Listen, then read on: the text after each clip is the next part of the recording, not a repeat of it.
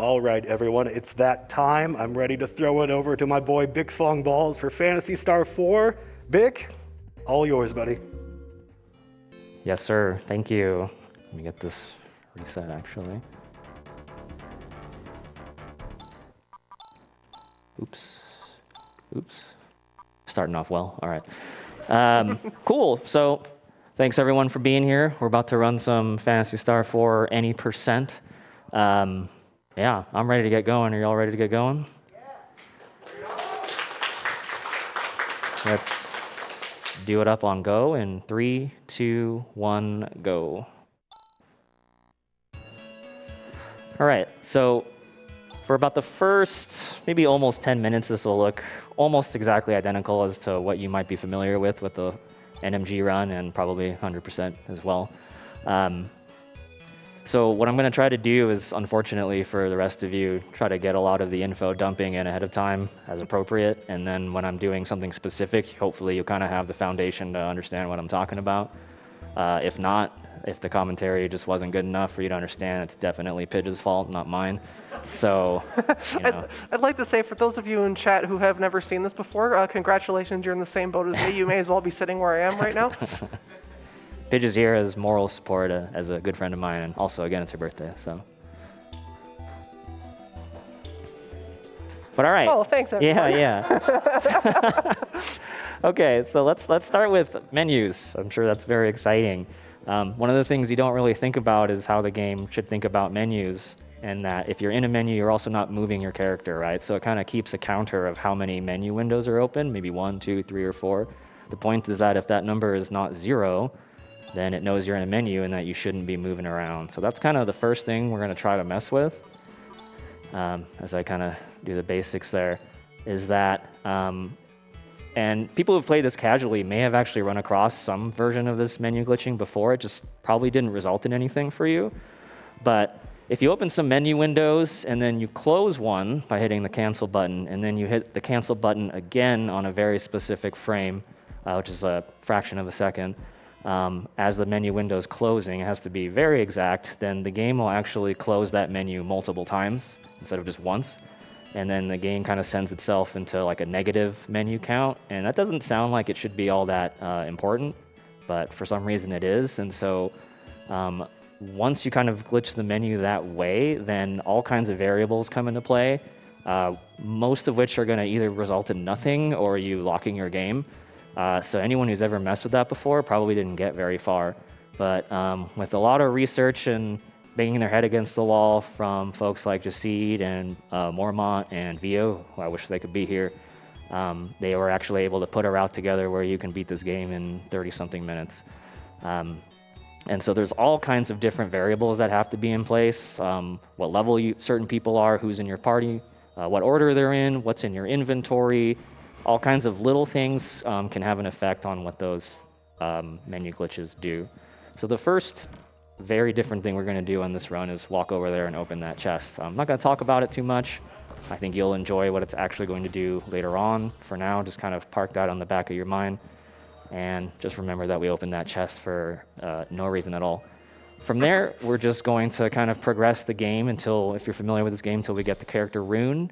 And then we're going to move on to the next town after that. And then that's when stuff's going to start happening. So this is probably the first good time to send it over to my host buddy, Shadow Killer. I don't know if you've got any messages out there.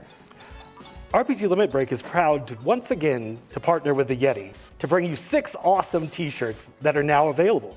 Head over to theyeti.com/RPGLB, take a look at the designs, pick up the ones you want, and know that $5 from every shirt purchased will be donated directly to NAMI. Remember, Yeti is spelled Y-E-T-E-E. theyeti.com/RPGLB. I want to start off strong real quick. We have a $500 donation from Ronza. Ooh. And plain and simple says, you know, it's all about the bichphuongballz, baby. I agree. Thank you. The Countess sends in $101, coming in strong. Good luck to my buddy bichphuongballz. Can't wait to see you crush it. Thanks, Cowie. I'll be sure to let you know how much I appreciate that when you don't hang out with me again today. Got $5 from Scratch Dragon that says, Big 3 / next line. Big 3 3 / next line. Big 3 Big 3 Big 3 / next line. Big 3 Big 3 / next line. Big 3 / inline. Pyramid complete. Good luck walking. Thanks, Scratch, for the big three pyramid. It was 3, right? Yeah. Yes. Okay, good. Corgitron sends in $10 and says, what we are witnessing is nothing less than video games. Enjoy this moment in speedrun history. Love you, Bick. Thanks, Kyle. Say hi to Kelly for me. We've got another $100 donation from Iron Flip Flops.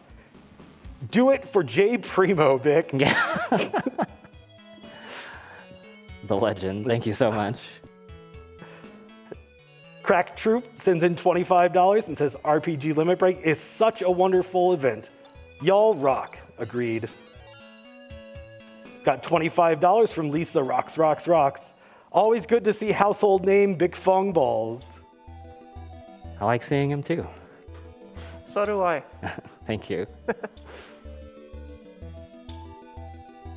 We've got $20 from Cyan Veo that says Bic PPMA.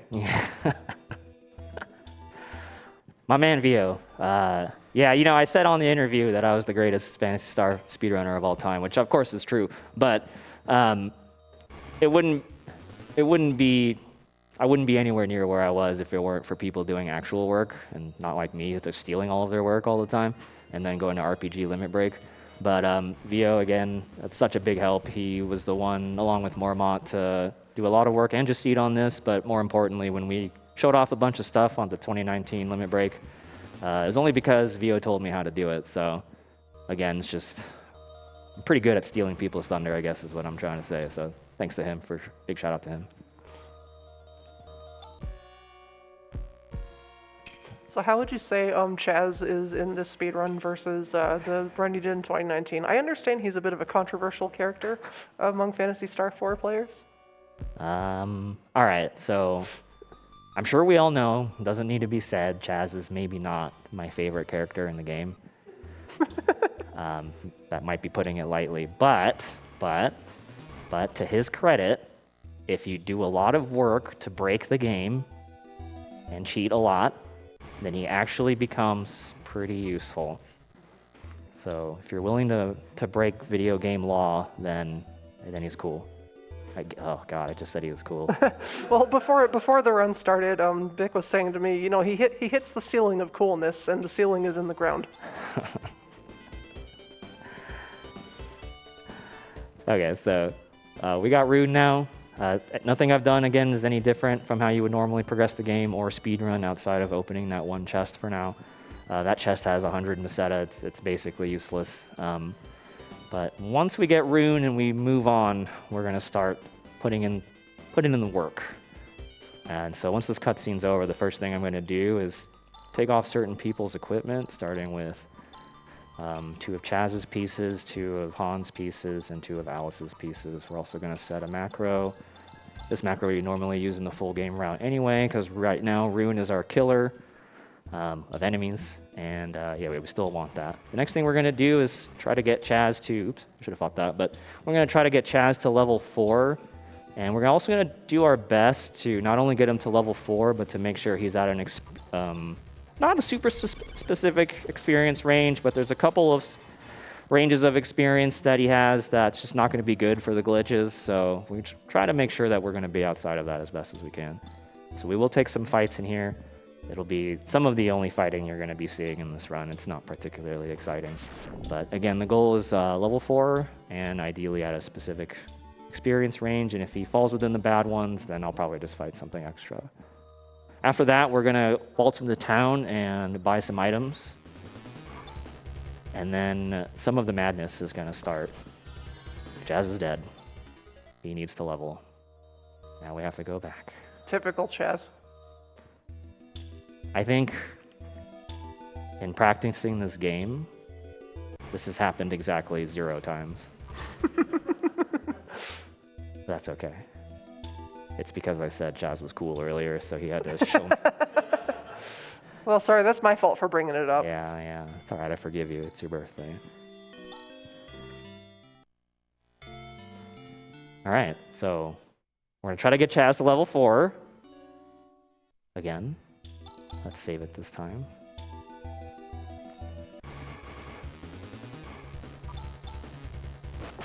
So as you can see, Rune can just one-shot everybody. That's why you don't want to fight anything previous to getting him, because it's just going to be a waste of time.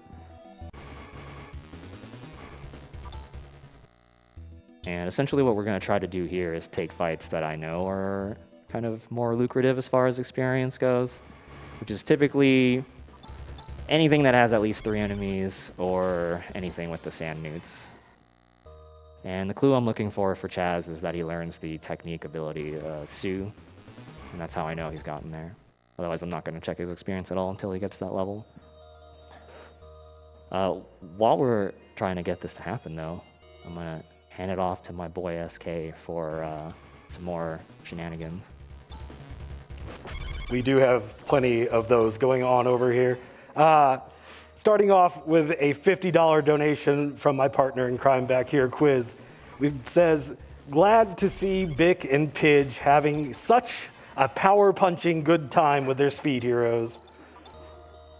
We've got $25 from Crack Troop. RPG Limit Break is such a wonderful event. Y'all rock. We've got $20 from our boy Nirm. It says, I love you guys almost as much as Shadow Killer loves Ace Austin. Good luck seeing the frame. Thanks, Nirm. Thanks, buddy. Love you. We've got $50 from Elcidian. Says, I've been saving this donation to show my support for one of my favorite runners playing my favorite game of all time. And of course, to contribute to Nami. Thank you so much. We've got $10 from Mizuki Bara. Sorry about that, Mizuki Bara. Happy birthday, Pidge. I miss you and hope to see you again soon. This goes to your choice. Oh, I have to look at the incentive list. We've got $16 from Millennium. Hey, Bick and Pidge, my 2 favorite Phantasy Star 4 speedrunners. Listening in at work, thanks for the jams. Mel, I hope you enjoy all the menus that you see today. Okay. Thanks, SK. So we're going to go ahead and start. I'm going to try to get this correct as best as I can. It's a little different from playing my CRT at home, but you can try to see if maybe you can follow along. Of course, I'll fill you in, obviously, but right now it's just me messing up, so don't worry about that.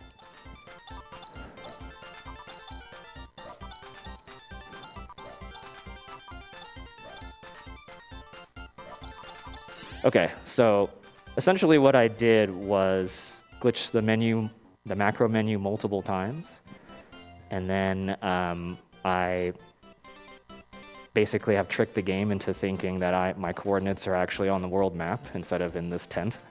And even though there's things it still recognizes about this tent, like there's an entrance to the next dungeon here, it doesn't recognize a lot of the objects in this room, so you can't really see what's happening, but there's actually a blocked staircase behind that topmost menu there. And because the game doesn't sort of kind of know where I am, it's just going to let me walk through the blocked door and enter the dungeon without doing the grandfather door and cutscene and losing Rune and getting Grizz. We don't like Grizz. We definitely didn't like Grizz in 2019, and you guys donated for him anyway. We definitely don't like him here. So we're going to just move on without him and keep our group as it is right now. And then we're just going to progress the game for now without doing that cutscene at all. And so that's the first instance of menu glitching. It kind of just, again, starts with tricking the game into closing the menu multiple times. And from there, just understanding all kinds of different variables that we probably don't really need to super get into. You can trick the game into doing all kinds of different stuff. So that, again, in this case, we kind of ended up telling the game we're on the world map even though we really weren't, and it let us walk through a door that should have been blocked so that we could go ahead and get this quest item without doing the cutscene that we were supposed to do. We're going to be doing that glitch multiple times pretty shortly here with a slightly different result. But since I got that quest item, we will go ahead and warp on out of here and walk in. And I'm going to perform the same glitch with just a mild twist after I save in this exact spot and reset the game. There'll be a lot of that too, and then we're going to try to glitch the game out again.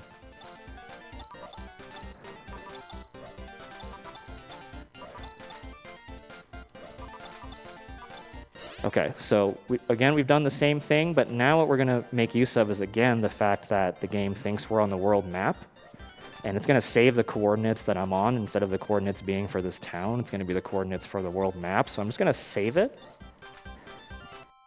And when I reload the game, it'll remember those world map coordinates, not the town coordinates that I was in, and I'm going to warp to an entirely different part of the game, and I'm going to go ahead and keep progressing.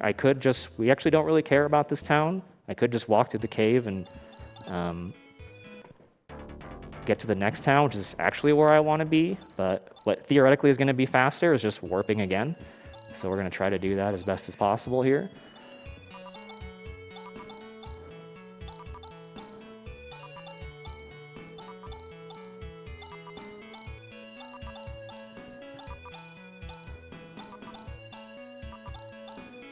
All right, try again. You do get infinite tries, basically. It just obviously is going to cost time, but it's not going to cost you the run, so that's pretty nice. Okay, no, this is actually exactly what you want. Looks normal to me. Okay, maybe it's not exactly what I want, but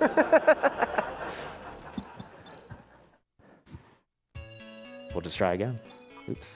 I'm so glad Mystic knows in the speedrun. Let me go ahead and just refresh all that just in case. There's like some weird stuff with this, as you can imagine, so we'll just go ahead and take it a little extra safe here. Just make sure none of that stuff matters.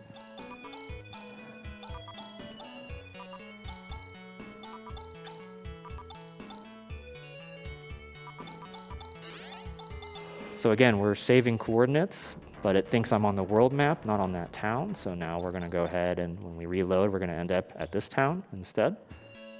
And then we're going to do 2 of those menu glitches in a row, and that's actually going to be the last of them that I do. I'm going to go ahead and stay at the end to refill everyone's HP and TP. We're going to save, and we're going to do a 2-part menu glitch this time.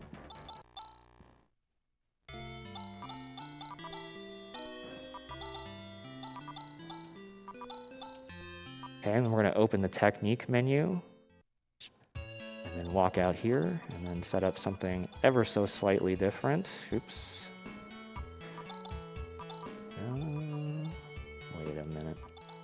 Here we go.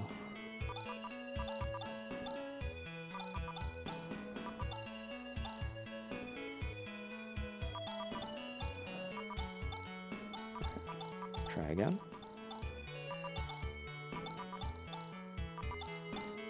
Okay, try again.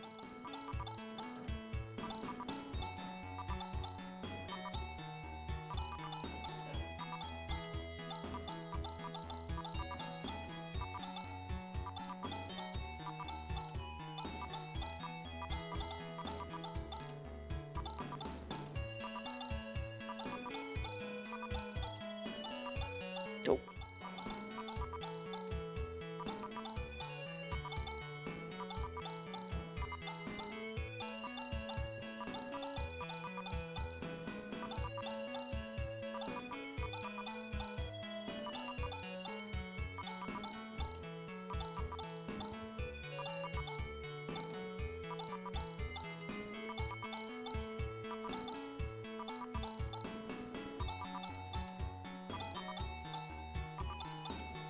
All right, got it.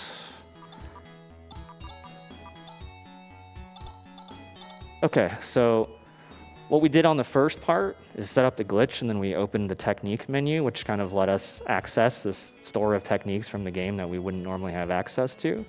And on the second part, we set up a glitched macro, basically what you're seeing here. It's really not the first three things aren't really important at all. It's really that the last one, Rune having access to Nawat, which is an ability he wouldn't have till many, many levels from now. Now we have access to a spell that's overpowered for where we are. And then this is just a healing macro. Now, if I were to actually back out of this, I would end up locking the game. But if you go back to what I was talking about how technically you're in this like negative count of menus, because you've been tricking the game. What I can do to leave here is set up a new macro, open up the item menu, and open up enough menus that we go from a negative number to 0, and then it lets me walk through. And if you're familiar with this game, you know we have skipped a few different steps in the story, and that's on purpose. One of the many things variables we're trying to set up for completing this game, which I haven't really talked about too much, is you do need 5 party members, which it would seem like we're already there, but there's some other madness that we're going to have to go through as well. So it's actually really important that I have skipped getting Rika and instead skip all the way here and actually get Demi first, because that's going to mess the game up even more in the ways that we want. We're very, very underpowered here. I can actually wipe in here because even though Rune has a powerful spell, he himself is pretty squishy, so it's actually pretty easy to die to regular encounters here. Should be totally fine against the boss though. We also had to set up the macro specifically not macro A, or else it wasn't going to work, but anywhere else I believe is fine. I'm going to hand it over to SK in just a second. All I'm going to tell you now is that I'm going to switch back and forth between these two macros and just slowly but surely, goodbye everyone, kill this boss. But yeah, all you, bud. Thank you, Bic. And we have had quite the influx of love for Phantasy Star 4, so thank you guys so much for all the donations. We're going to try to get to read all of them here. I'm going to start off with a big donation from our one and only head of safety, Wells, rolling in with a $420.69 donation, $400.69 that says, "Good luck, Pidge, and happy birthday." Thanks. I'm doing a great job on the speedrun. We've got $25 from the one and only Puexel that says, "Good luck to my buddy Bic and the true hero of Algo we all deserve, Seth." That's my boy right there, Big Papa P. Nonstop sends in $25, Bic PPMA. Cobalt Zap with $25 saying, "Love seeing Phantasy Star 4 on a big stage. Make sure not to forget Grizz, the best party member."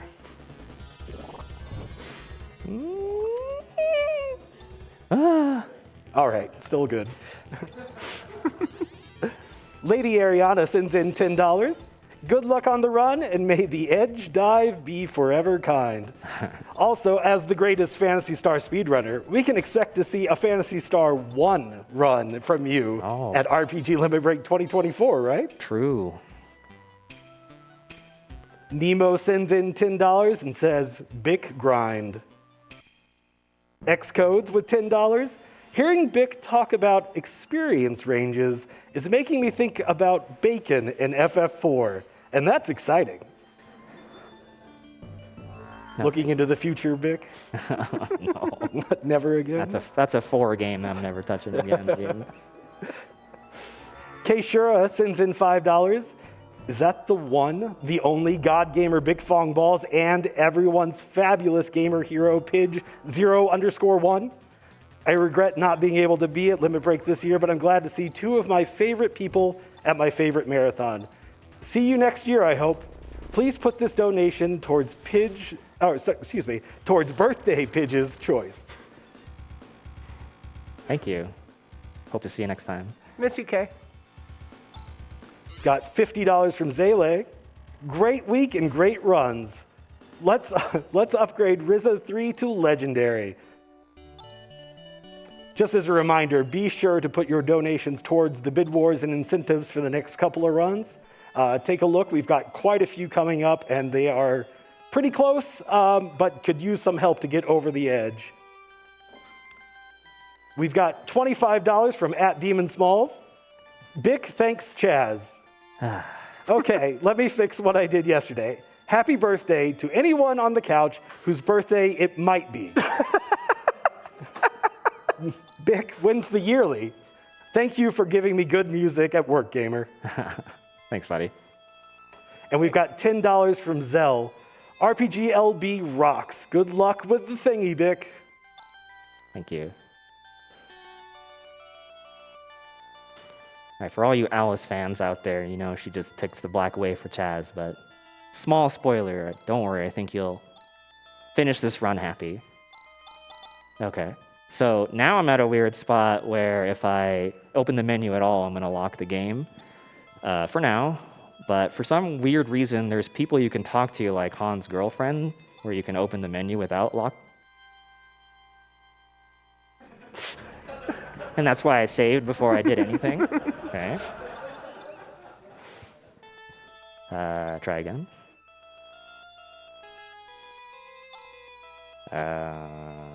Okay. That's not supposed to happen. All right, no worries. We're gonna disregard all of that. We're gonna walk out of here like plebs.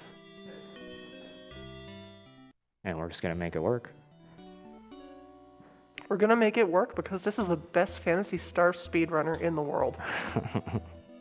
True. All right, so we'll just take the long way. No big deal, thankfully, I think. Yeah, so one of the things that has happened now that I haven't talked about because weird things are happening, that shouldn't be happening, is that the reason why we get Demi first is because the game understands that you should have Rika before you're supposed to get Demi. And for whatever reason, the way the game resolves this problem is to take your third-party slot and put some sort of phantom RAM slot as your character in there instead, character slot 255, and then it puts Demi after that character. So there's a couple things you should look out for. Number one is that because I don't have a third character, and I guess it's programmed in such a way where, you know, character 3 is supposed to follow character 2, right? So character 4 should be following character 3. But there is no character 3, and so every time I transition to a new screen, you're actually going to see Demi sit at the entrance every single time by herself because she has no one to follow along with. She's in my party as far as that is concerned, and as far as being in my menu, and her information will show up in combat, but she can't actually be used in combat. So there's weird ways in which she's there. Yep, see, we're leaving her behind there. There's weird ways in which she's there and also not there. Then we're going to go back to this stuff, which we should have done already, because again, we do want that fifth character. And so now we'll finally progress through this stuff and do the biolab and all that and get Rika. So we'll just go ahead and fight Iggy for the second time. Standard, of course.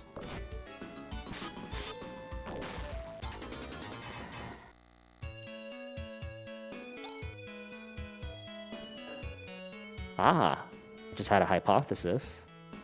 I'm a science teacher, sorry. And one thing I didn't really think about ahead of time is that it actually also matters what your console is when you do this stuff. And this is actually not my console. It's RPG Limit Breaks. So we'll see if that actually matters for anything. It may or may not. I don't know. So far, outside of that weird random thing that happened, it seems to be doing just fine. So this is my random slot. You can see that Demi is not even there, even though she's kind of there. And this random person has gear, actually really powerful gear that I'm just going to steal and put on Chaz so he doesn't die in the biolab. Hi, Demi. And yeah, we're going to keep progressing. So let's go ahead and go. Yeah, so again, my party consists of Chaz in front, Rune right behind him, and Ram slot 255 behind Rune, and Demi technically behind the Ram slot, but you'll find her at the doorways or stairs every time I change screens. Just leaving her behind. Feels kind of bad. But I mean, she sucks in this game anyway, so whatever. I probably pissed off like half the Phantasy Star Discord by saying that, but sorry. All right, now we get to jam to my favorite song here. I'm glad Alice is feeling better. Yeah, that's right. She's in cutscenes and stuff still too. So she's doing fine. She just needs a little bed rest. All right, so the big thing here is normally you could just walk straight into the biolab. Again, I wasn't supposed to be able to open my menu right. You've already seen the game lock twice before. And so the example was supposed to be much like talking to Han's girlfriend or talking to that shopkeeper. For some reason, after doing that, the game lets you open the menu. You don't have to do all that, but again, you can pull plasma fields off of the Phantom character and put them on Chaz, which doesn't quite make you invincible in here, but it makes it pretty hard to die in here. Otherwise, the chance of wiping isn't overly high, but could happen. We're also going to enter some cutscene action here, so if SK has any more, then now is the time. Do I ever? The NAMI Helpline Online Knowledge Center was visited more than 236,000 times in 2022. And coming up next year, NAMI hopes to expand the helpline to 7 days a week. And we are happy to help them in that endeavor, and your donations will go a long way to help them realize this goal. A donation of $30 allows NAMI to provide direct support to help seekers in need. And speaking of donations, we have a $25 donation from the one and only Big Deal, Some Diener, who says, "So glad we got to hang out again this year. You truly are the Big Papa of great PS4 speedrunning action." Thanks, bud. Love you. We've got a $50 donation from Best Rodeo that says, I think this is what they want to put their donation to, but thank you so much for the donation. Thanks, bud. Oh, I'm sorry, I'm way off. Croffle Funds is what it says.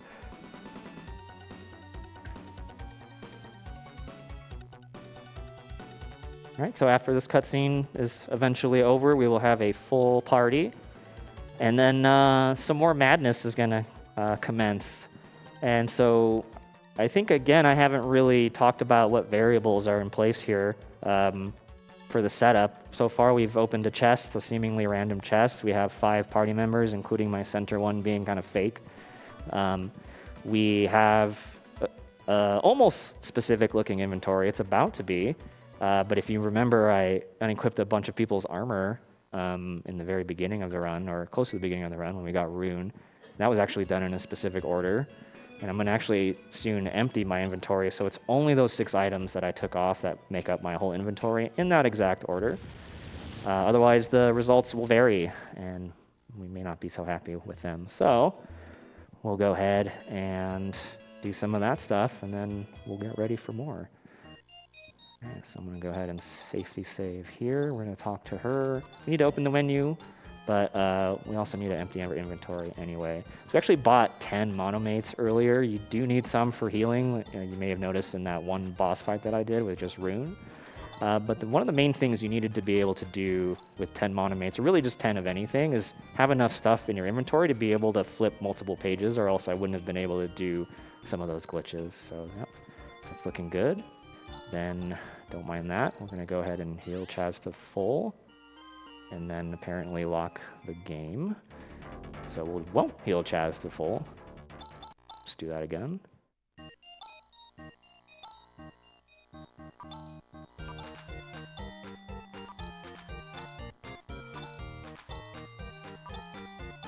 Now, does the junk data that you see on the screen when that happens mean anything? Like where it says la la la la la la la la at the bottom? No, just like a standard artifact, I guess. But All right. yeah.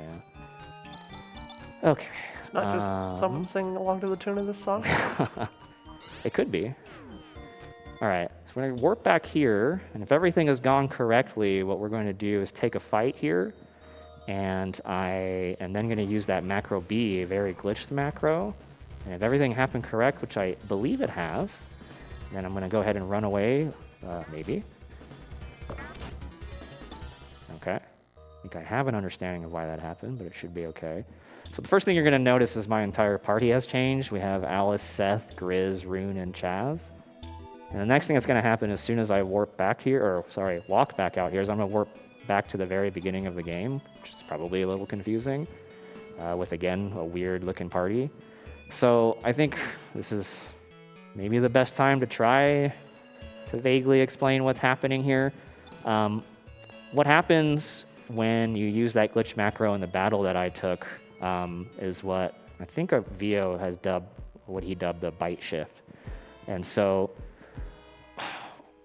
what essentially we've done throughout this kind of preparation mode is do some seemingly random things, like opening that chest, for example. And what you're telling the game is like you're setting a certain flag of like, we have killed this boss, or we have this party member, or we open this chest, or whatever, right? And then that's fine, that's all well and good. And then what you're doing with that bite shift is you're taking all of those flags that you set, and you are, you are taking that like sort of yes setting and taking them from things you've done and just changing those flags to something else. So maybe a better way of putting it is that like, if there were like 10 flags in this game that you could trigger, right, from a no to a yes.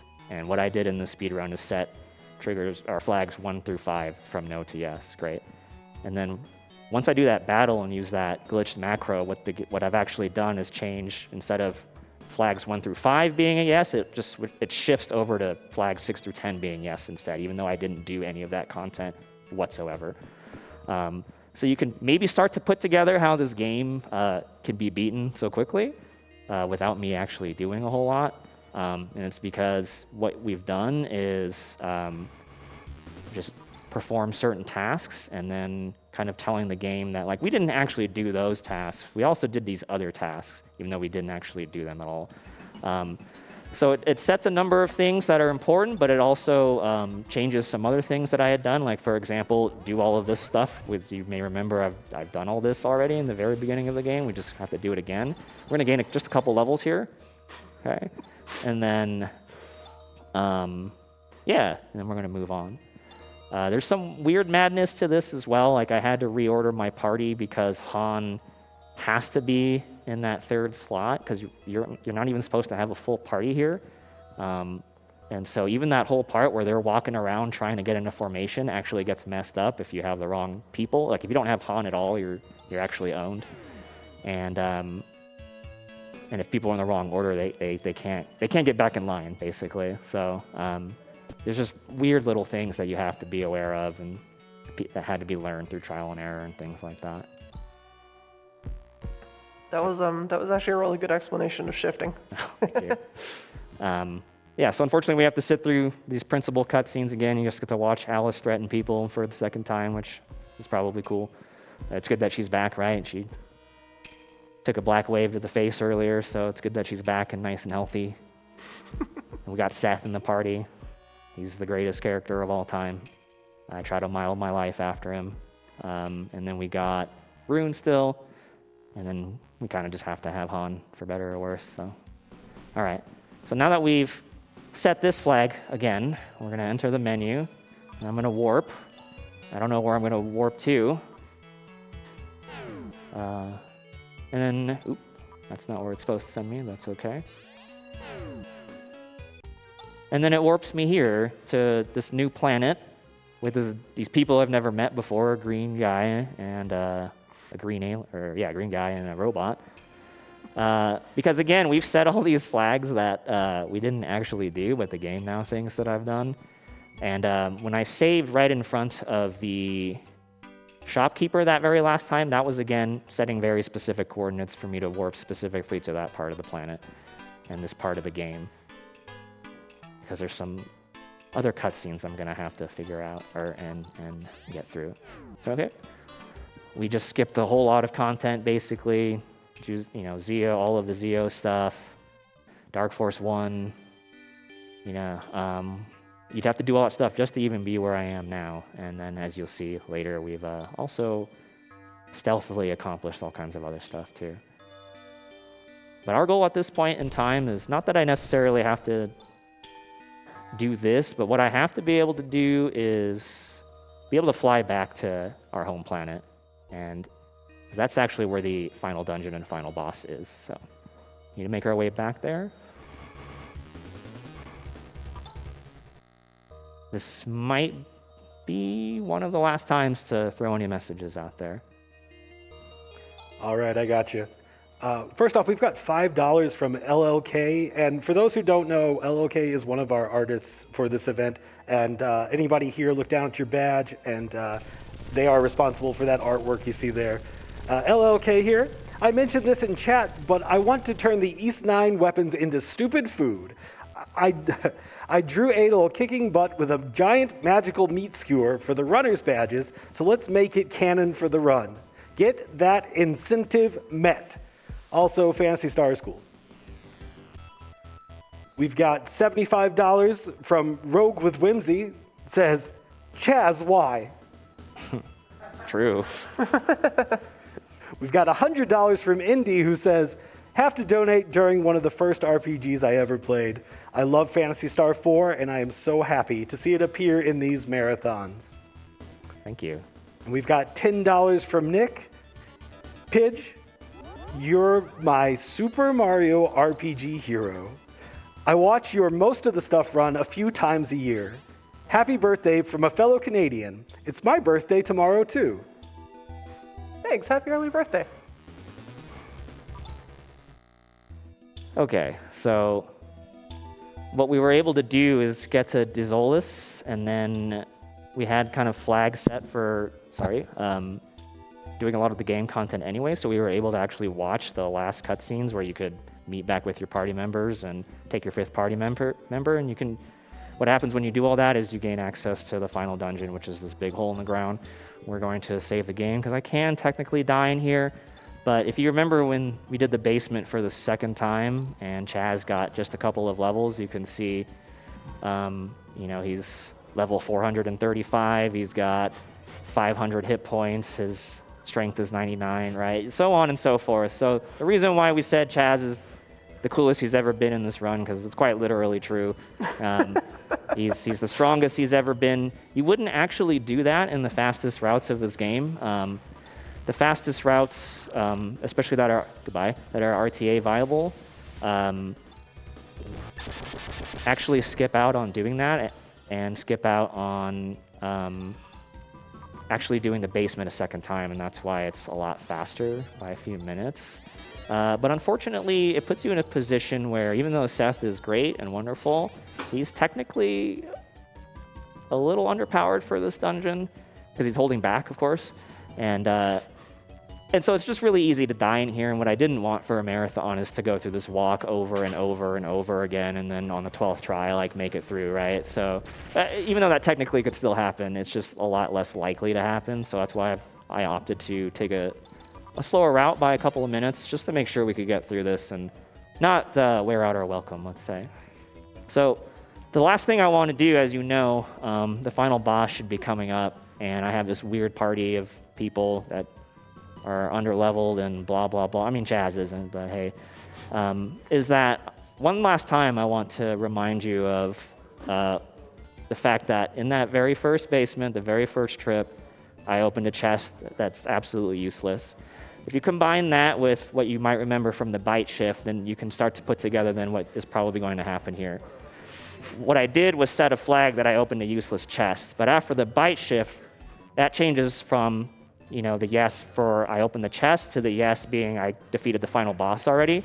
And so the game's over, that's time.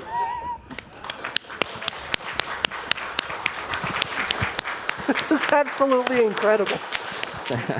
So the main thing you had to do there is just get the game to check if you killed the boss or not, which is going to happen when you complete the last dungeon. So that's it. That's any percent Phantasy Star 4 for you. Thank you.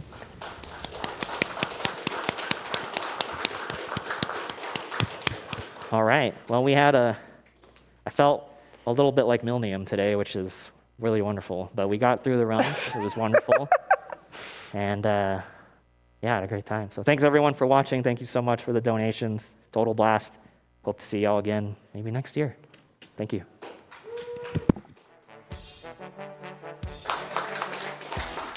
Once again, that was bichphuongballz with Phantasy Star 4, accompanied by the ever iconic Pidge01. And that is actually going to be it for me. I just got this one short and sweet run, and it was absolutely a blast. Thank you, chat, for giving me so much to read and giving Nami so much love. I do have one more Phantasy Star donation from Kowise that says, or for $10, and says, so many good memories of Phantasy Star with my friend Matt growing up. He loved 3 the most, screw Lyle, but we passed a copy of 4 between us nonstop one summer. Miss you, buddy. Thanks for putting on such an amazing marathon and for running such a great game. All right, well, like I said, that's it for me. Taking over the mic is going to be Stoltenheim, coming up right for East 9, run by Ghost Kumo. So once again, thank you, everyone, and have a great day. We're going to do some quick ads, and we'll be back in just a minute.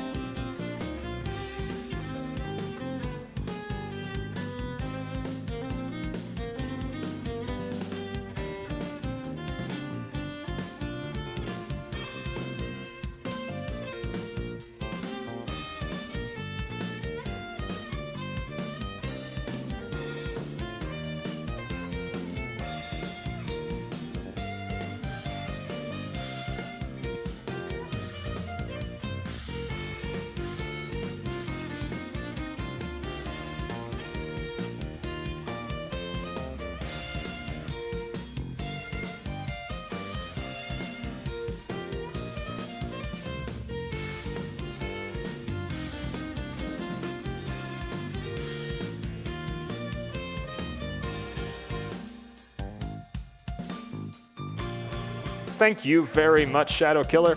My name is Stoltenheim, and I will be your host for the upcoming run. We've got another short and sweet run coming right up for you with East 9 Monstrum Nox by Ghost Kumo. We do have, I'd like to remind, 2 incentives and 1 bid war for this run. You can choose the voice language by voting with your wallet. And additionally, we are raising money for 2 incentives to show off the debug room at the end of this run and to change all of the weapon cosmetics into food. We would very much appreciate your charity and your donations for these. These are very fun, very interesting incentives to meet.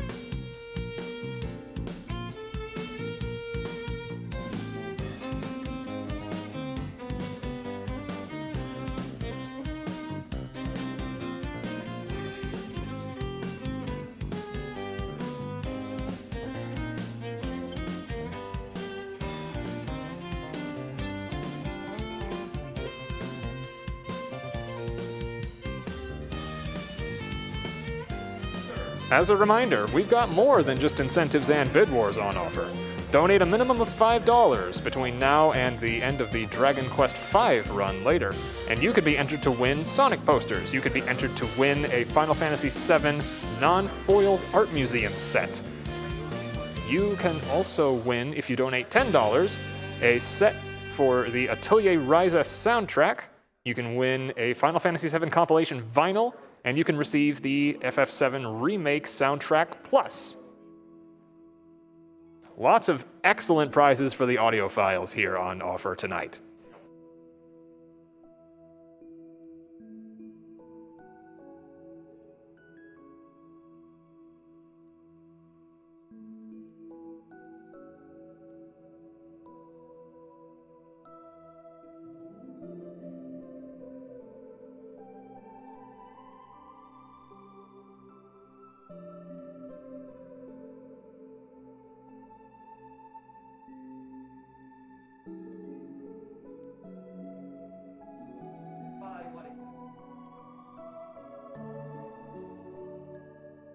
Hot off the PayPal presses here, we have a $30 donation from T. Murdoch, who says this donation is for Adult to get a bigger boat.